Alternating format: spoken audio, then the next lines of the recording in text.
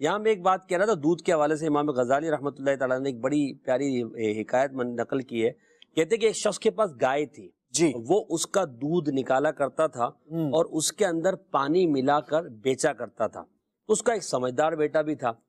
ایک موقع آیا کہ ایک زوردار سیلاب آیا اور اس کی گائے کو بہا کر لے گیا. اللہ اکبر. اس شخص کے بیٹے نے بڑی ناصحانہ انداز میں اور بڑی دانائی کے ساتھ ایک بات کی کہ ابا جان، یہ جو دودھ میں پانی ملایا گیا تھا تھوڑا تھوڑا کر کے، وہ آج اکٹھا ہو کر آیا ہے اور آپ کی گائے کو بہا لے گیا ہے. اب یہ بات سمجھیں کہ ہم اگر مثال کے طور پر دھوکہ دے کر تھوڑا تھوڑا کر کے نفع زیادہ کما بھی لیں گے، حالانکہ نہیں کما سکتے، حدیث پاک میں منع کر دیا گیا ہے کہ اگر دھوکہ دیا، جھوٹ بول کر اگر آپ نے مال بیچا، عیب بتائے بغیر بیچا تو اس میں اللہ برکت نہیں دیتا. بالکل ایسا ہی ہے. مگر چلے کچھ جمع ہو گیا تو یا تو وہ ڈاکٹروں کی فیسوں کی نظر ہوگا، یا وہ ڈاکو لے جائیں گے، یا وہ کہیں ایسا جل جائے گا کہ وہ آپ کے کام نہیں آئے گا اور وہ حادثات کا شکار ہو جائے گا. لہذا دھوکہ جو ہے وہ آپ کو فائدہ دے نہیں سکتا. نصیب کا جو ہے نا وہ مل کر رہے گا. ہم مسلمان ہیں اور تقدیر پر ہمارا کامل یقین ہے. بہت اچھی بات. اب بات یہ ہے کہ جو قطرہ، جو ذرہ